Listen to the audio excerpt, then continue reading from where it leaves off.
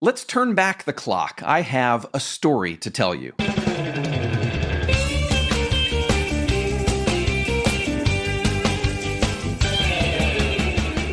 So back in season 1, things were going really well with the walkthrough. I'd done a few episodes in a row that I thought were really good. I was getting good listener feedback. The show was growing. We were riding the wave of success. And then one day, I got a message from a listener.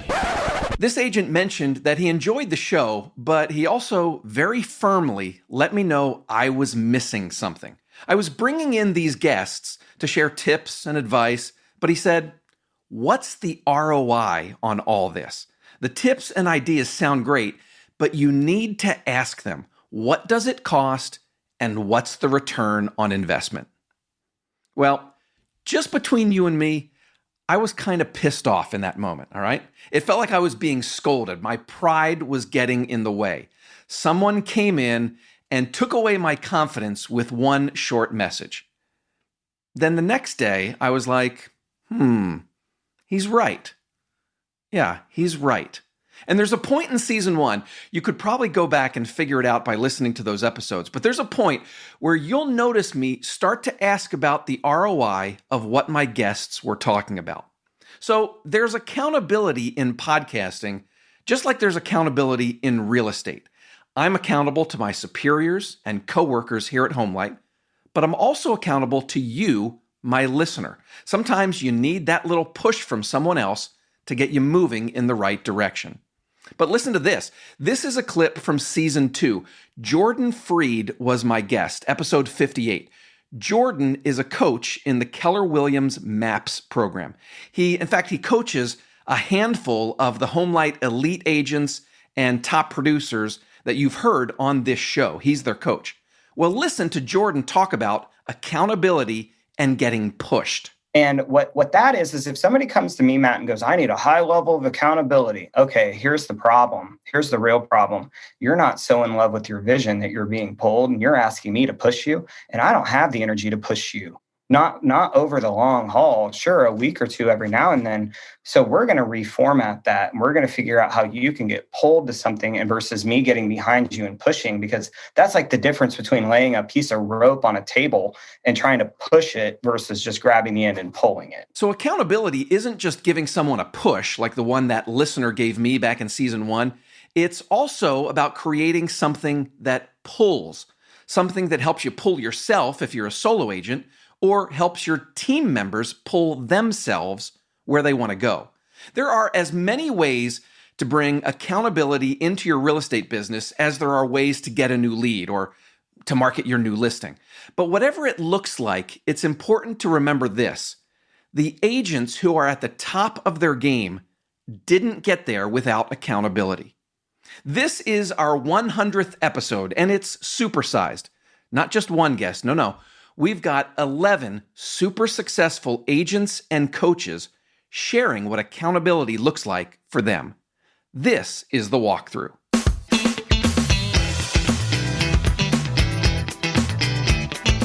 Hi there, how are you? My name is Matt McGee. Welcome to the walkthrough. This is a weekly podcast. New episodes come out every Monday morning. This is the show where you'll learn what's working right now from the best real estate agents and industry experts in the country.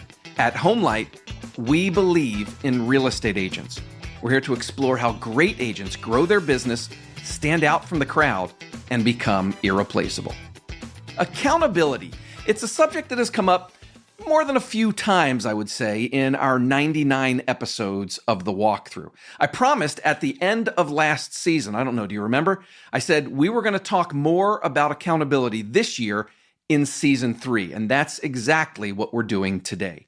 Now, one thing I've learned from you in doing 100 episodes is that accountability comes in many different forms. So rather than bring in just one guest to talk about it, you're going to hear a bunch of different viewpoints, different approaches to creating accountability. Now, some of those will come from past episodes that maybe you've heard before, but most will be fresh because here's what we've done. With just about every episode that we did this year, I've spent a few extra minutes at the end of the conversation talking with my guests about accountability. We recorded that part of the conversation too, saved it up, and you're going to hear that stuff today. You're going to hear the why, the what, and the how today. You'll hear specifics on how super successful teams create accountability. We'll also talk about accountability as a solo agent. At the end of the show, we'll do our takeaway segment like normal, and then I'm going to share some quick thoughts and some thank yous on our 100th episode. So, if you're ready, let's dive right in. A few moments ago, Jordan Freed said accountability isn't just about pushing yourself or your team to success. It's about finding something that pulls you. Now, you met Barrett Spray earlier this season, episodes 81 and 82. Barrett takes that push-pull metaphor and turns it into the carrot and the stick. And Barrett says accountability begins by finding true motivation. When I first started as a coach, I understood accountability as either a carrot or a stick. You either led somebody along with something that they wanted, or you whacked them on the behind if they weren't doing what they were supposed to be doing. And that only works for a very short period of time. What I've learned is through the interview process, you go very deep on motivation. And what motivation is not, frankly, what most people think. Most people think I'm motivated by my job or the money or my family or by philanthropy. And that's kind of the outside of it. However, when you go deeper, motivation is truly personal satisfaction. It is, I want to show my family that I can win. I want to show the people around me why I am a success. There's feelings underneath there that are the true motivation. It's not the money. And when you dig down into that, that is where accountability comes from. And you are creating the emotional accountability of, do you want to let your family down? Do you want them to see what happens when you don't do your job? Do you want to let your family down? Family can be a strong pull mechanism, or a carrot in Barrett's terms. It sure was for Shahida Hill. You heard Shahida back in episode 87 this year when she talked all about overcoming your fear of video. And for her, the accountability to keep making those videos, even when she didn't want to, came from her kids. I think that everybody needs to have their own accountability and their own why. Because what I realized from the team, and the reason why I kind of moved away from the team, was everybody's why in that team wasn't as strong as mine. Like, I wanted them all to get on channels and all do videos, do a video every day. But like I said in my beginning part, my children were like kind of my accountability partners. I told them, and they were probably, kindergarten, second grade at the time. I said, give me a year and I'll be able to pick you up from school on time, right?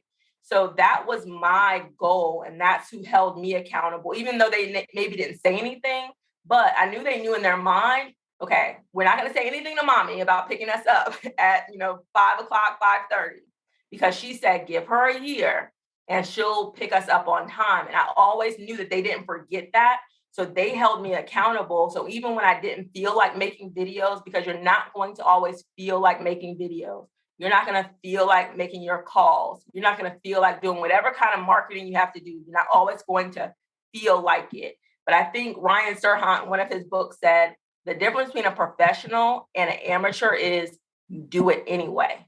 Like, a professional does whatever they're responsible for anyway, where amateur is like, I don't feel like it today, I'm not going to do it. For Shahida, there was a vision of what her future and her family's future could look like if she kept herself accountable. She did, and she was able to keep that promise to her kids to pick them up as soon as school was over each day. Now, as I was asking this year's guests about accountability, one of my favorite replies came from Jordan Davis. She shared her system for open houses back in episode 88. You may remember that one. When we talked about how she approaches team accountability, she also talked about the agent's preferred future, just like Shahida talked about. Jordan also explains that if you're a team leader and if you love your team, you've got to hold them accountable. So to me, accountability with our organization is about me loving somebody enough to hold them accountable before their bank account does. And by being willing to have the hard conversations with somebody and letting them know what's ahead for them, I can prevent them from going down that avenue and help keep them in this business. When you phrase it that way, people start to fall in love with accountability, especially when it's predictable results that help them get to their preferred future. A lack of accountability is just a lack of accounting. They don't want to do the numbers. They don't want to see it. What we do is have our agents report in so that we can help them do the accounting. And then the accountability conversation becomes very, very easy. We get clear with our agents on what it takes to win the week and to know that they can rest their head at night and they did a good job. Because what happens is your overachievers never stop working and they burn out.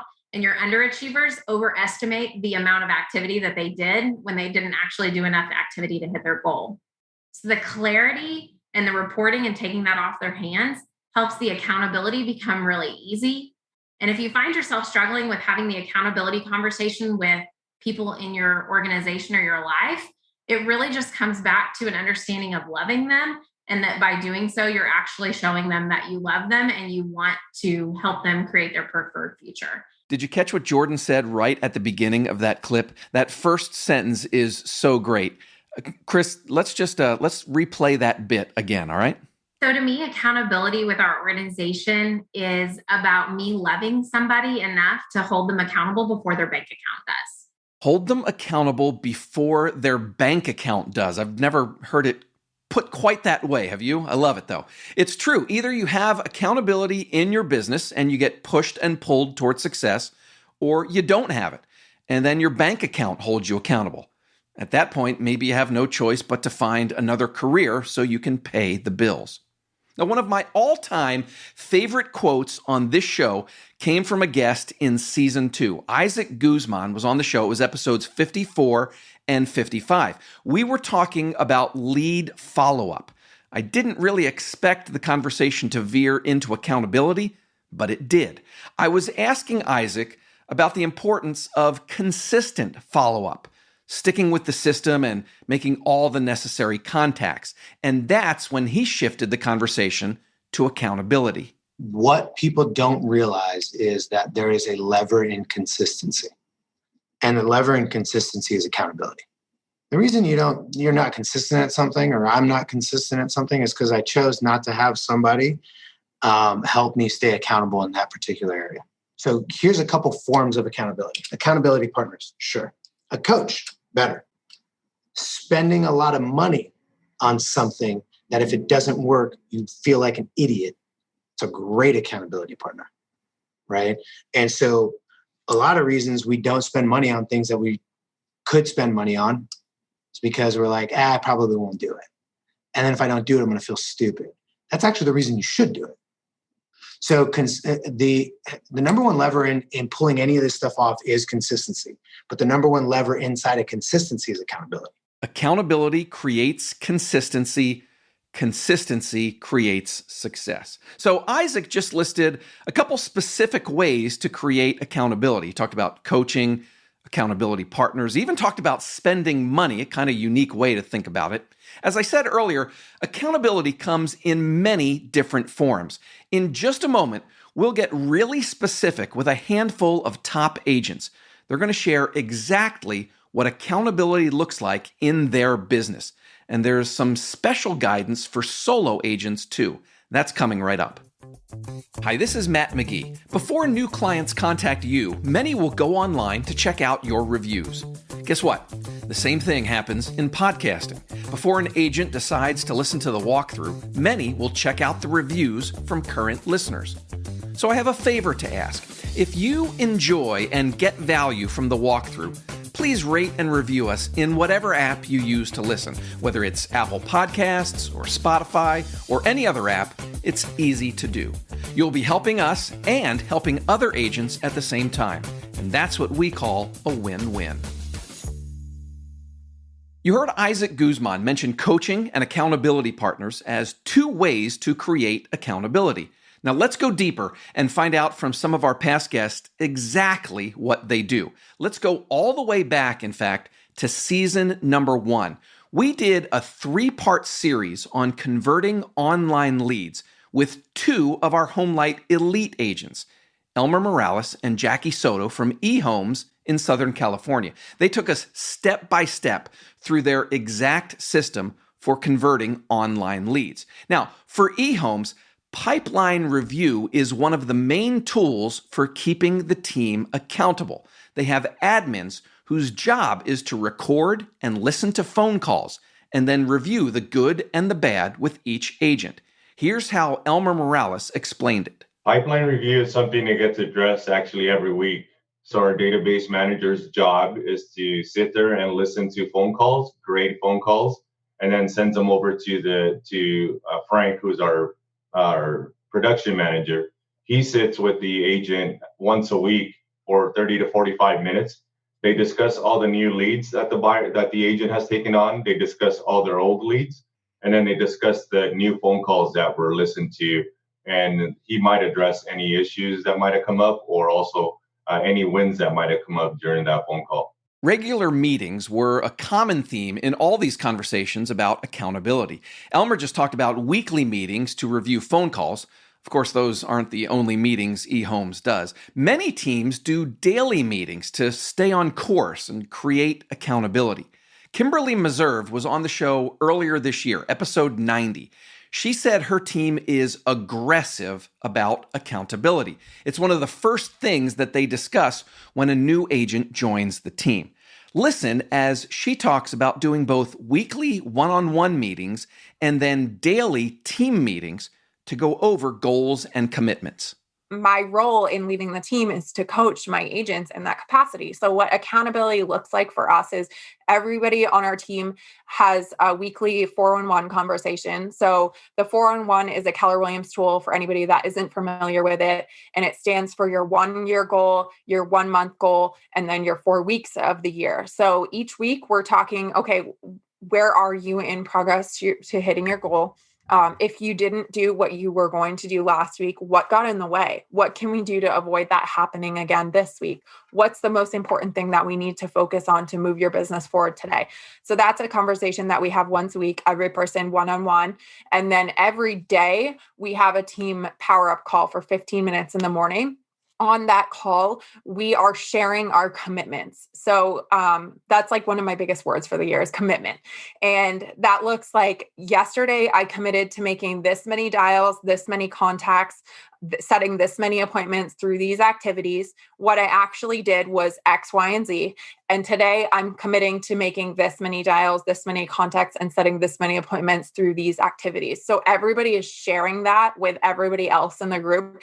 And it's a lot harder to hide when you're showing up consistently, like not hitting your goals. That's not a great feeling. And we don't do that to shame anybody. It's really just so that people understand like the importance of when you make a commitment, it means that you will do whatever it takes to make that happen. Beyond meetings, another common theme from all of these conversations was the idea of using scoreboards as motivation.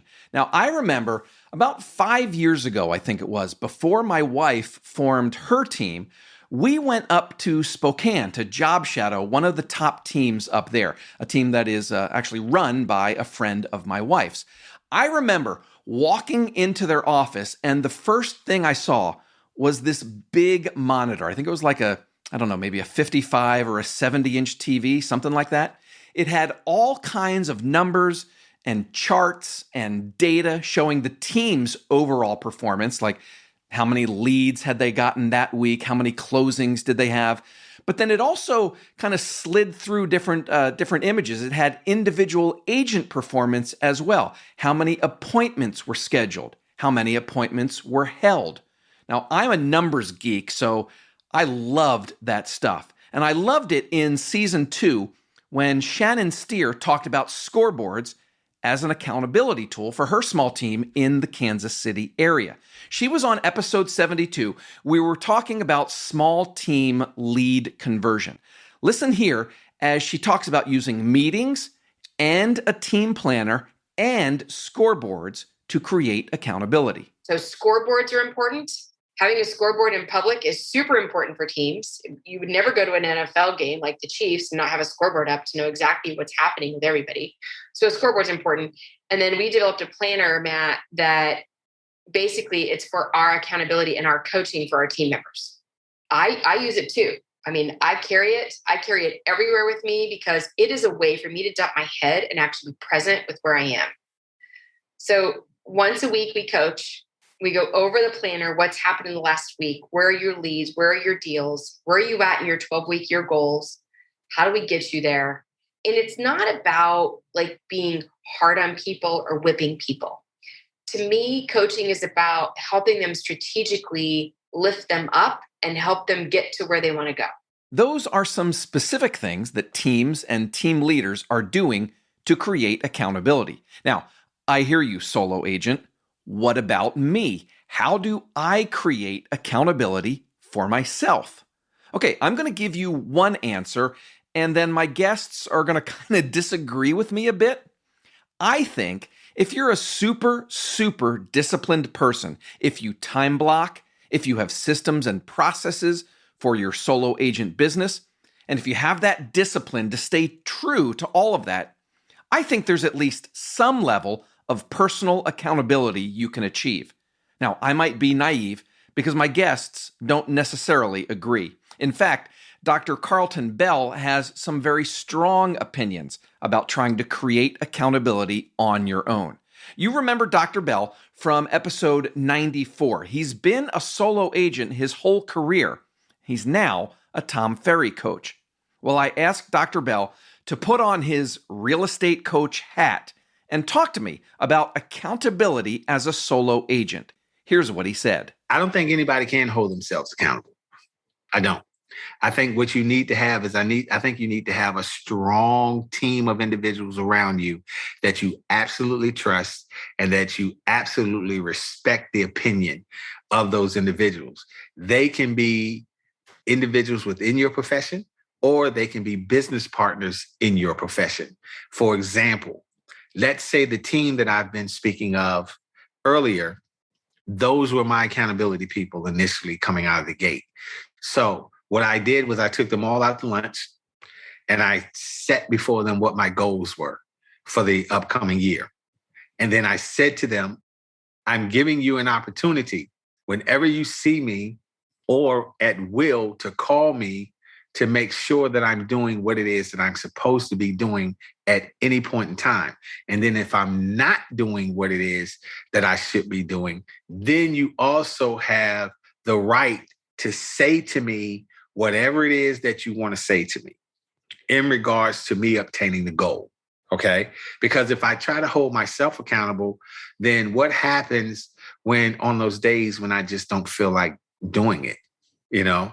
It's what I always refer to when people say, well, I want you to hold me accountable.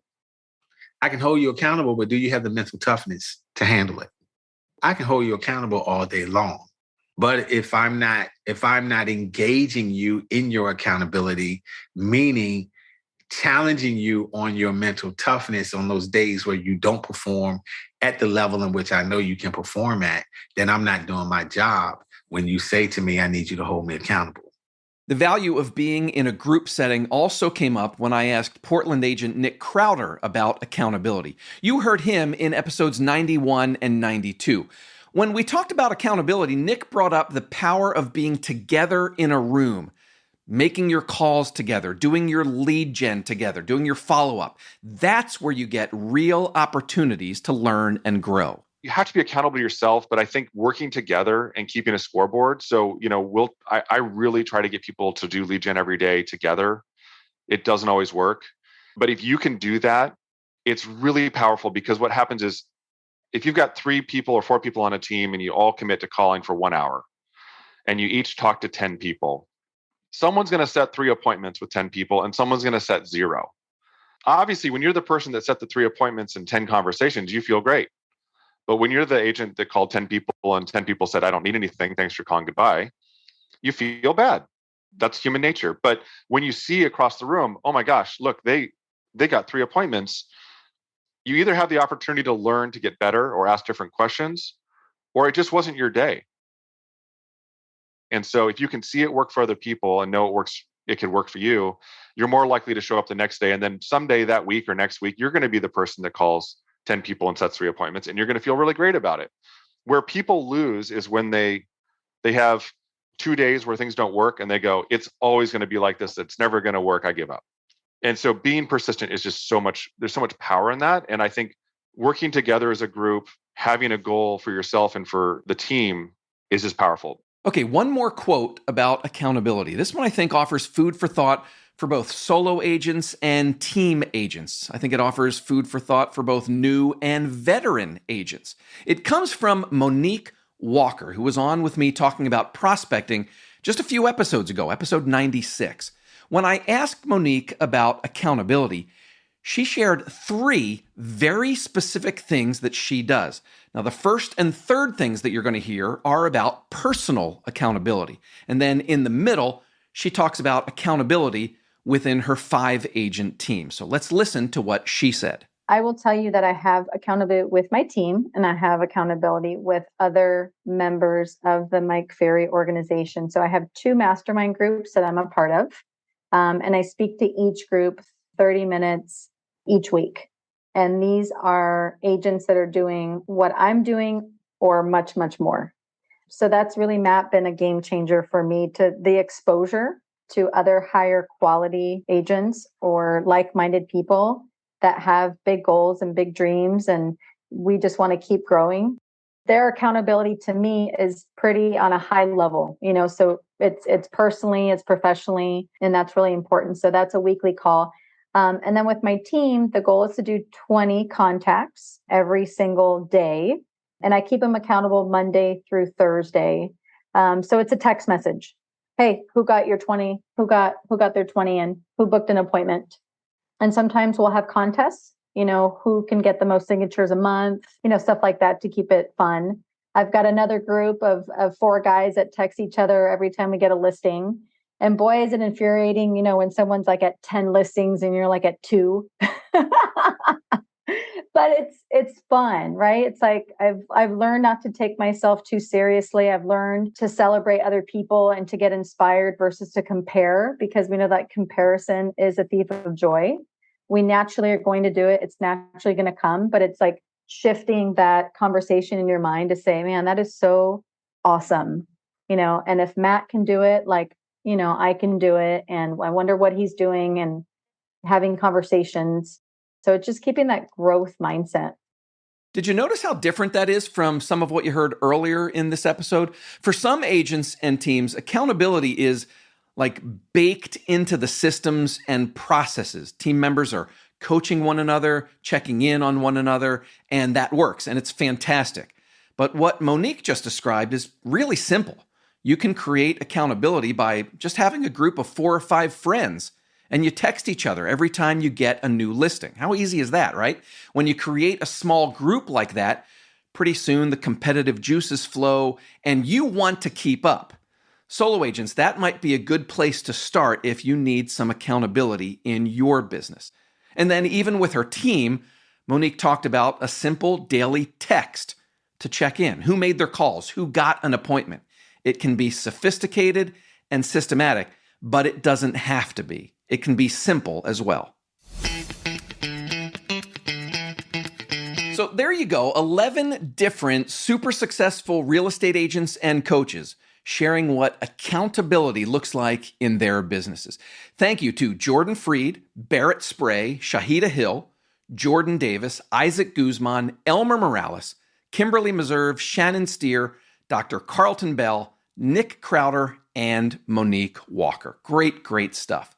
I want to share some thoughts on our 100th episode coming up in just a minute. But first, let's do our takeaways segment. This is what stood out to me from episode number 100, the accountability episode. Takeaway number 1, accountability isn't just about pushing yourself or your team to success. It's also about finding the motivation that will pull you where you want to go. Jordan Freed shared that great quote. If you're asking someone to give you a high level of accountability, you're not so in love with your vision that you're being pulled. Takeaway number 2 is another great quote. This one came from Jordan Davis. She said, accountability is about me loving somebody enough to hold them accountable before their bank account does. I think she's saying that accountability creates the success that allows you to stay in this industry. Without it, your bank account may hold you accountable and force you to find another career.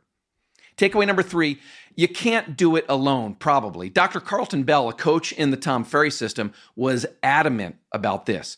You need other people to help hold you accountable. And several other guests talked about the value of a group.